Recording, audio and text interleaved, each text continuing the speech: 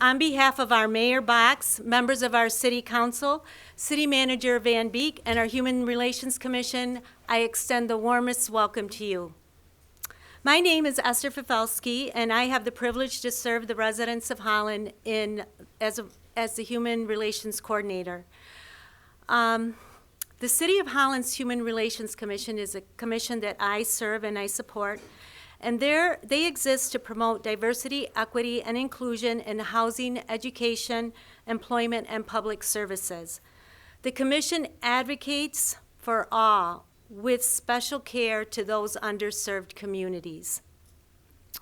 We do this through research, advocacy, education, mediation, and empowerment. Our vision for the city is to have a place where all residents are honored and empowered to become productive members of the community, unhindered by bias, misunderstanding, and conflict. This very much aligns with the City of Holland's mission to maximize livability. At this moment, I'd like to introduce our Human Relations Commissioners, and I'd like Dr. Vicki Lynn Holmes, our chair, to step here. Michelle Slickers, who is the co-chair. You can come up. I was like, where is she? Commissioners Kiefer Sestrick, Catherine Ristola Bass, if you're here, please step up. Sherry Smith, Ron Price is not here today, and Michelle Bakewell is not here today, and Virginia Greenlee is not here today. But I wanted to make sure that you knew who our commission is. I also would like to recognize our City Council liaison, which is Council Member Dave Hoekstra. And I think he will. Oh, I'm like, where is he? So Dave is here today. I want to take a special moment to recognize our former City Council liaison, Wayne Klomperens. When I came to the city, Wayne was the City Council liaison, and he helped me through so many times in my role. When I was uncertain or if we had some conflicts, he was always very helpful to me, and I have to say he was just a blessing to the whole commission. I want to recognize him. He's not here tonight, but truly someone that I appreciate and value and honor the work that he's done in our community. The Social Justice Awards were created in 1998 to recognize members of the community and organizations who are making an impact through their advocacy or have shown great courage in advocating for underserved communities. This year, the Social Justice Award winners are both individuals and organizations. Today, we're going to be recognizing a very special young lady, Black River student, Hannah Huggett. She's been advocating for her school since she was in 6th grade. I imagine that we'll see Hannah Huggett, if she remains here in Holland, she'll be on City Council one day. We'll also be recognizing two organizations, two individuals who have worked very hard in our community to serve the homeless by providing showers, an opportunity, a place for them to have showers. We're going to be recognizing Angela Maxwell, who is with Community Action House, and Luann Stanley Hook, who is a member of First United Methodist Church. These two individuals came together and have done something far greater than they could have done independently. I'm really proud of the fact that they were able to merge their interests and further serve the homeless community in a bigger and better way. Also, in our education category, we are going to be recognizing the Alternative Suspension Accountability Program at Escape Ministries. Under the leadership of Pastor Willie Watt and the dedication of mentors, and I'm going to mention a couple of names, but I know I'm not going to capture everyone. Under the dedication of mentors like Christina Sage, Heidi Riley, AJ Westendorp, and all of the ASP program mentors, Willie is making a difference through ASAP in the community. He is supporting students at critical junctures of their life.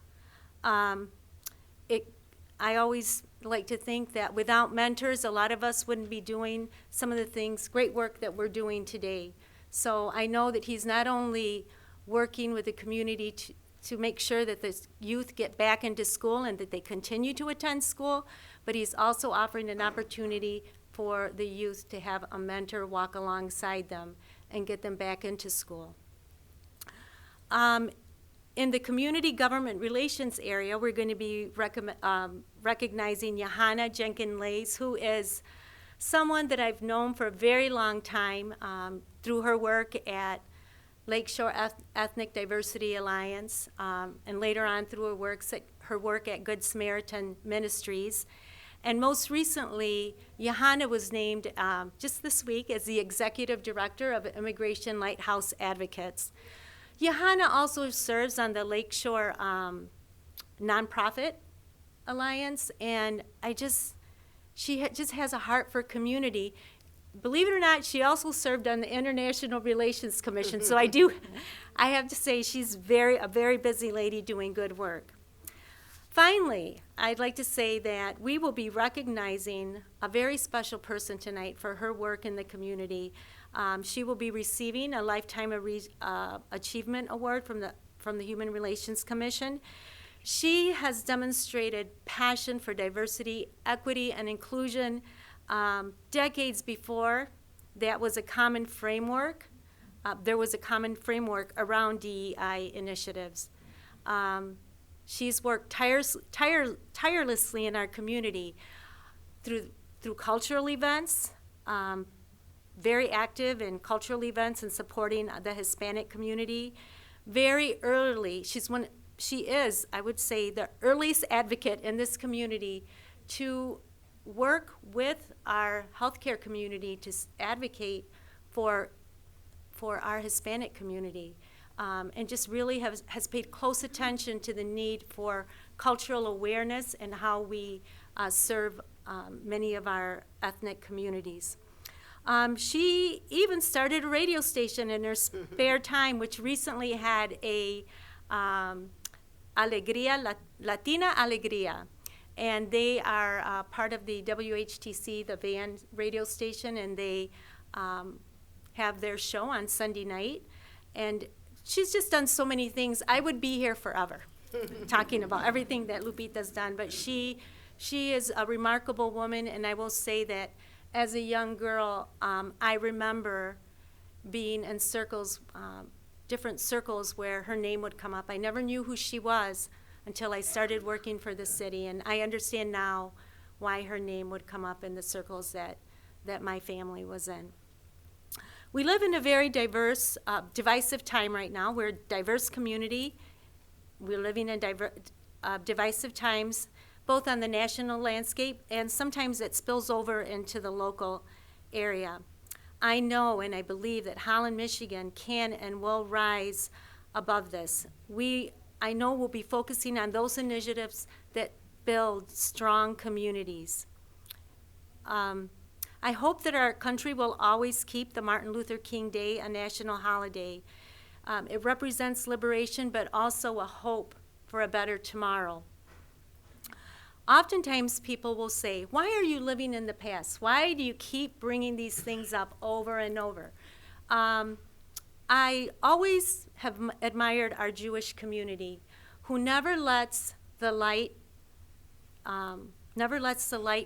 blow out on the remembrance of the Shoah.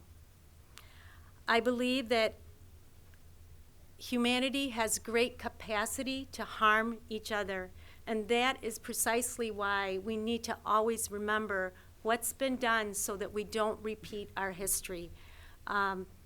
So I just want to say that it's important.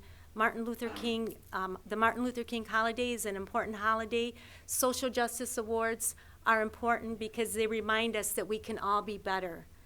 I would ask that 2020 be a year that you are mindful of systems and structures that exist in the spaces that you are in.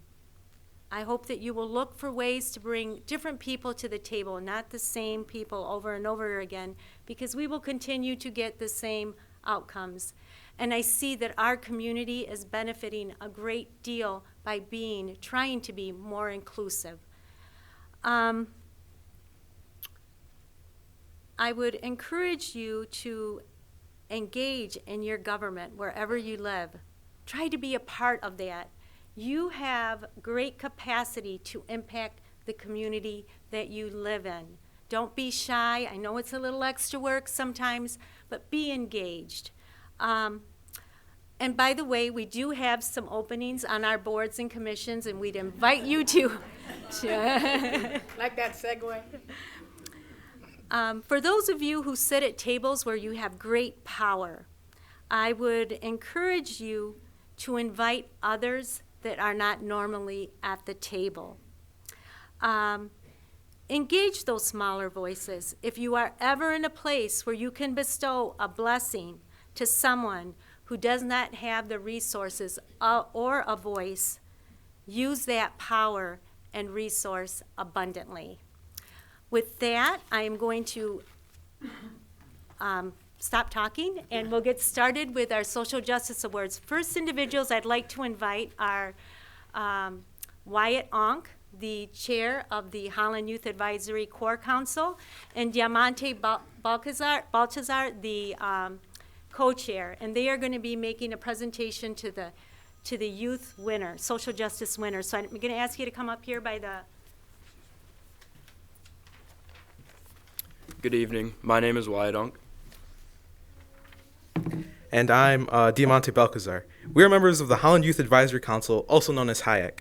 Through HYAC, students have the opportunity to have a voice in the city's decisions, get some real-world experience, and learn about what makes Holland work, or what I like to say, how the sausage is made. For the past 16 years, HYAC has presented the Youth Social Justice Award to a high school student who is passionate about social justice and has turned their passion into action. The 2019 Youth Social Justice Award winner is a student at Black River High School. She started her service in the 6th grade as part of the Black River Green Team. For the past 3 years, she's volunteered for the 20 Liters Walk for Water, a fundraiser which provides water filters for families in Rwanda.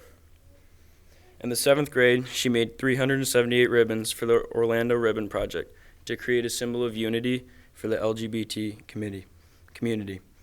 She also volunteered for pop can drives for the New Life Center and Children's Home in Dehradun, India, and served as an English tutor for an Afghani family who moved to Holland.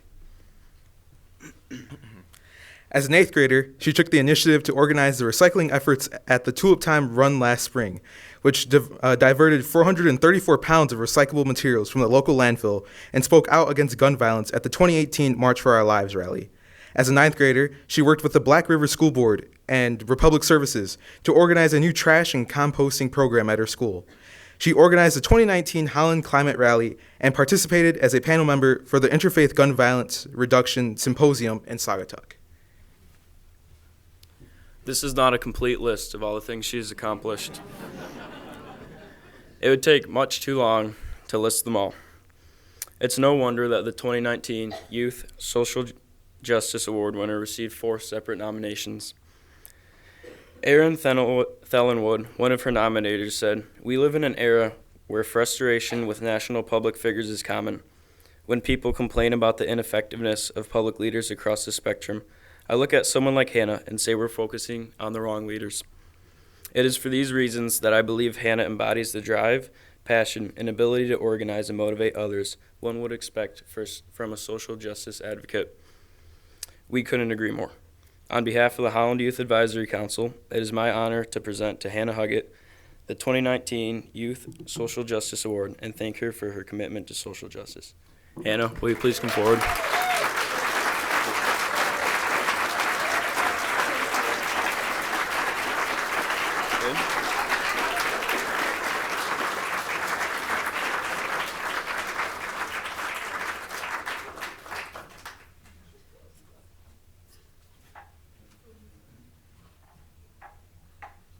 I think she definitely is spurring us on to love and good works. That's quite an accomplishment. All right. The first two that we're recognizing today, Angela Maxwell and the First United Methodist Church community. I don't know if you want to come up as I speak about you. They're like, no. So, yes, come on, come on.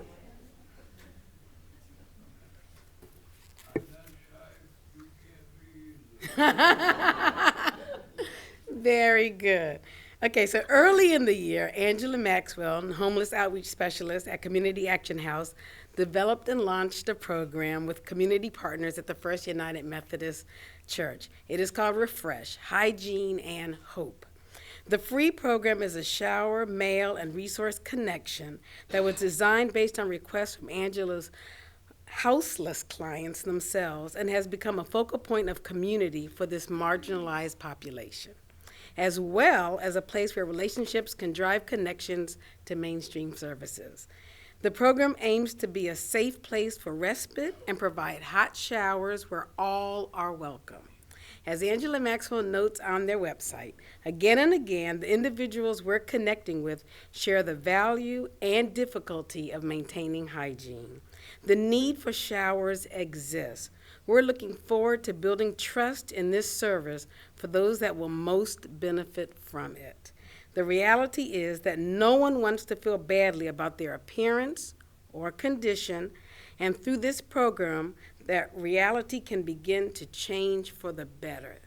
We applaud your work and the collaboration. So, First United.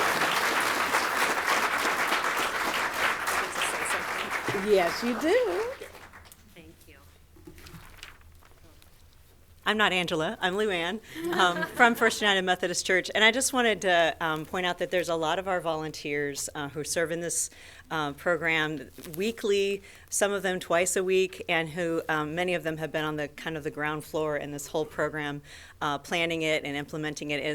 It is not without them or without the many people who have donated supplies in our community and in our church, and also funds that this thing has gotten off the ground. So thank you. This is for all of you.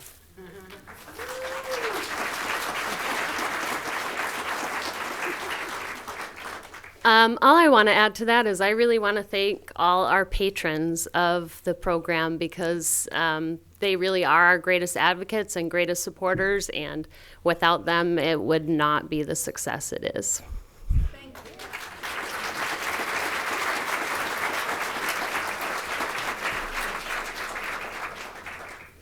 And this is Escape Ministries.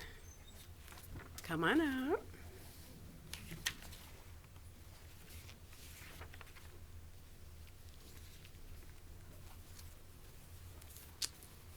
Very good.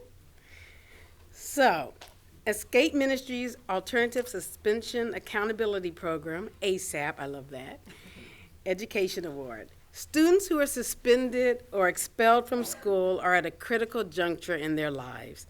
Disproportionately represented by students of color, they are often left at home with no direction, their future prospects bleak. Escape Ministries, ASAP, provides such students with a safe and nourishing environment, helping them keep up with their curriculum so they can get back into their original schools, and pushes them to graduation.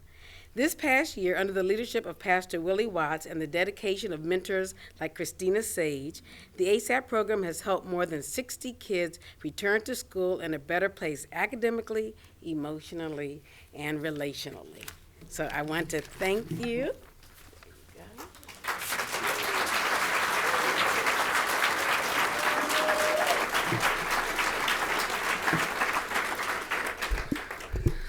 Since in 11 years, Escape has taken in over 600 kids through the ASAP program. Understanding the pipeline from school to prison, we needed to keep our kids off the streets. When a kid gets expelled or suspended, they're in the street, they're at home, they're not doing what they're supposed to be doing it. So I'm not going to speak anymore. I want you to honestly hear from the other side, from a parent, Ms. Landis. The dark side. It's actually a very bright side, thanks to Escape. I have to ask, have you guys ever made a mistake? Used poor judgment? I know I have a lot. And if you're like me, the thought of being labeled that, it and judge for a bad decision is just totally unfair, especially once you've made amends for your your wrongdoing. When my teenage son was suspended from West Ottawa High School, he was presented with an opportunity to continue schooling through Escape Ministries and reapply to West Ottawa at a later date if he chose. This news came with lots of fear. We were extremely disappointed with this news, as you can imagine.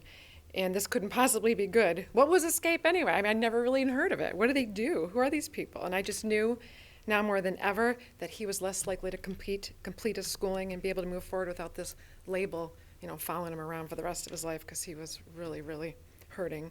And his already deteriorating self-esteem continued to plummet. These were some very painful lessons he just wasn't emotionally equipped to be able to handle. Little did we know that attending Escape Ministries was going to be the biggest gift to come from this difficult journey, nor did we have a clue what a godsend this would be for us. Escape Ministries, the programs, these people here, my goodness, the entire staff, they give selflessly to this community because they know every human makes mistakes and that everybody deserves a chance to move forward in acceptance and in love. That is the gift they gave to my son. Whew, his self-esteem not only continues to improve, and it did during the program immensely. Oh, golly, he was encouraged to discover that, but also who he is, not who he was labeled to be. Pastor Willie, Christina, AJ, Heidi, all you guys, this amazing entire staff at Escape, they certainly deserve this award for the gifts they've provided to our community. You just don't know what a gift it is until you know what a gift it is. And I'm merely just one parent locally here of so many young people that have experienced their unconditional love and support. My son is 17 and a half. He never did apply to return to West Ottawa. But because of this program and these amazing folks, he not only graduated early, he graduated in December, he just began full-time at GRCC this week. I know. He plans to pursue his passion and earn a bachelor's degree in exercise science so he can help others achieve their fitness goals. In closing, I just want to say that Escape Ministries has altered definitely the trajectory of my son's life without a doubt. And I thank God every day for this program, and nobody should feel they're labeled by a poor choice, and certainly no child should be. Our kids today are faced with numerous and different challenges than we ever were. I do believe that. I see it, and Escape definitely understands this. Escape brings to our community a safe space of unconditional love and forgiveness, and equally important, if not even more so, they've created a culture which teaches and honors self-love and self-forgiveness. And let's be honest, couldn't we all use a little help in those areas sometimes in our lives? Thank you very much.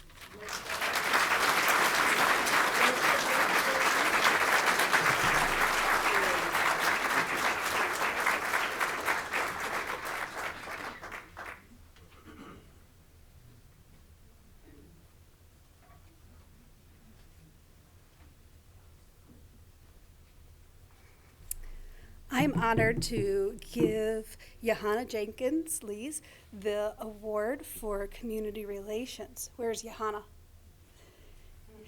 Yeah.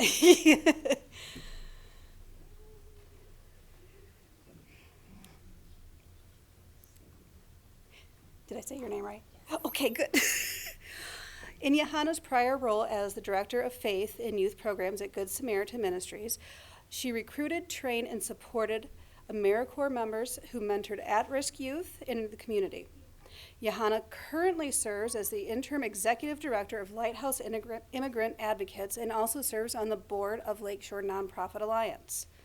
Johanna is the co-founder of Women of Color Give, a philanthropy circle helping change the charitable giving landscape by adding more diverse choices to the philanthropy narrative. Johanna's professional and volunteer work serves diverse communities, promotes and empowers people of all color and marginalized communities, and touches the spheres from nonprofit to government to private sector circles. The Human Relations Commission is honored to present you with this award.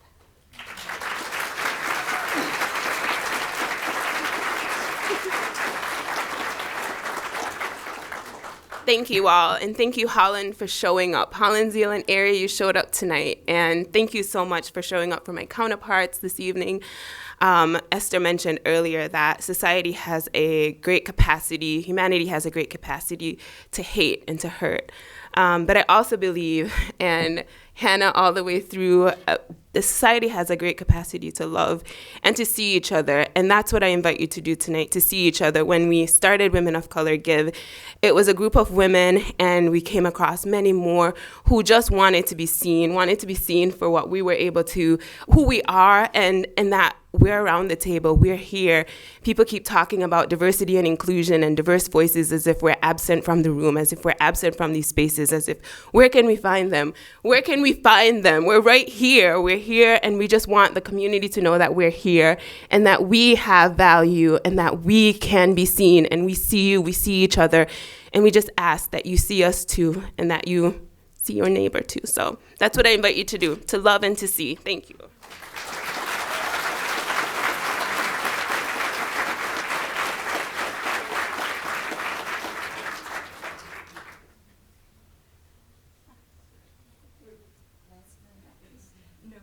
Very important. So we talked earlier, or Esther did rather, about how she knew of Lupita before Lupita knew Esther. And I have a similar story, but we'll get to that in a minute. So I've prepared some remarks, but my goodness, you have an extensive resume. So all of the things that I want to mention would take entirely too long, and I think Esther has told you that. We could be here all night. We could be here into tomorrow, but we have not prepared breakfast for all of you. So I'm going to hit the highlights, and please forgive me for anything that I've missed or, yes. But I'm very excited tonight. Encouraging a cohesive, diverse community through education, advocacy, and celebration. Lupita founded LAUP, Latin Americans United for Progress. When did you do that? I couldn't find the year. Actually, we started with the Latin American Society and transferred over to Okay. LAUP. LAUP is 1975. Okay, wonderful. So I tried to do this chronologically, so we're starting with 1975. And I should say, this woman came to Michigan at the age of 6 years old, not knowing any English whatsoever. So she had to overcome a lot of adversity. And thus, 1975, she started this Latin Americans United for Progress. Latin American United for Progress hosts the annual Fiesta celebration, which I'm sure you're all aware of. They offer ESL classes, interpretation services, and they provide programs to help students improve their college readiness. In 1969, your actions resulted in the formation of the Community Action House. The Community Action House has gone from providing food and clothing in the early days to now offering life skills training, emergency services, hot meals through a partnership with Western Theological Seminary, a resale shop, and assisting with emergency housing. That is a brief list. It's an entirely inadequate overview of the Community Action House, and if you've ever had anything to do with that organization, you know that they are quite impressive in all they do to help the at-risk members of our community. A couple of days ago, I was telling my mom that I was going to present the Lifetime Achievement to you, and she said, "Oh, I worked with Lupita at Horn's Answering Service in the 1970s. So Donna Slickers, you remember? Mom said she had always had the highest regard and respect for you. And she said in the years following that time with you in the 70s, she would always read your articles in the newspaper with great respect and admiration. So my mom wanted to be here this evening to honor you. I first became acquainted with you back when I worked for the Board of Realtors in the late 80s. And you know what I'm going to say. So I worked with a woman named Marie Perales, and Marie was your sidekick / assistant at the radio station, WHTC, or as my notes said, WTHS, which is something completely different, or THC rather is what it said. So back in the 80s, I would tune into the radio station and listen. But my Spanish 101 class was not sufficient. I understood absolutely nothing of what was said, but it was fun, and I enjoyed it. Then later, I took Spanish 101 again, still insufficient. could understand nothing. But a lot of the community still enjoys that program today. And how long has that been going on? We are starting just started our 56th year. 56 years. Isn't that amazing? In 1995, so we're jumping ahead a little bit, Lupita helped create the Community Health Center, which currently provides, and I spoke with Dr. Duncan today, she said that they currently serve patients about 12,000 visits a year. 12,000, and you helped create that and make it what it is today. Today, you work for another venture that you began called LAR Counseling. Yes. And there, Lupita seeks to improve the quality of life for at-risk individuals and families of diverse cultures through mental health services. So tonight we honor and recognize your service and dedication to the community. And in an effort to unite and serve, Lupita demonstrates the value and diversity of many cultures. Her passion and perseverance has strengthened the community, and Lupita, we thank you. Thank you so much.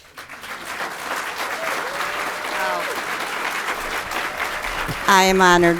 Thank you. Hey, you're cutting into my 2 minutes. Thank you.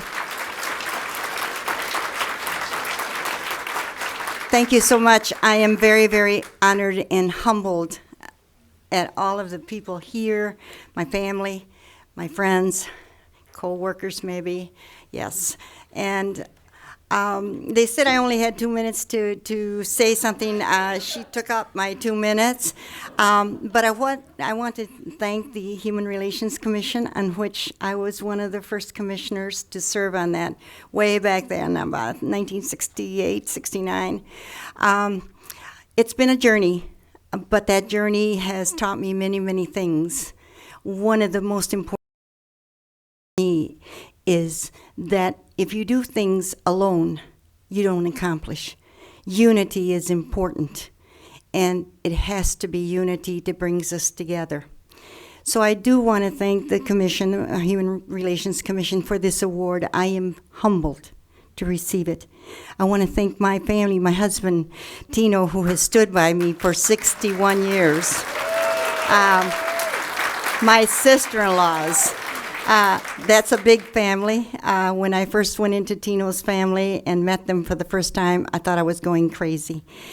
I want to thank my children, because my children, believe it or not, used to attend meetings with me.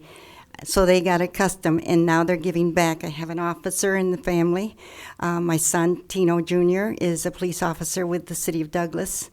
My daughter, Lisa, is a teacher for the West Ottawa school systems. My baby works in management for the Myers Company. And my son, Marty, is a computer, I want to call him a computer nerd. I'm sorry, Marty, I love you. But the interesting thing about Marty is where I left off with the Community Health Center, began to work with the Community Health Center to raise funds by putting everything on computers for the raising of the funds. And this past year, they made more money than they ever made before. So my son continues to work and give back to community. My grandchildren are doing basically the same thing, giving back to community, and that's what it's about.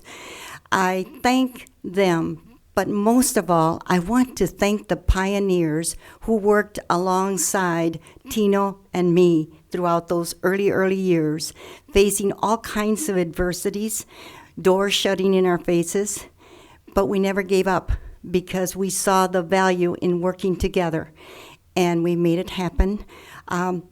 We've come a long way, folks, but we still have a long ways to go. When we say we embrace diversity, it's not about embracing, it's about accepting and welcoming.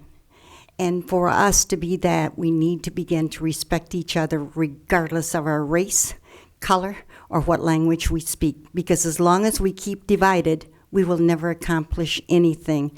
So thank you so much for giving me this award. It belongs to the people that worked with me, not to me, because without them, I would never have accomplished anything. But most of all, that man sitting right there. Thank you so much.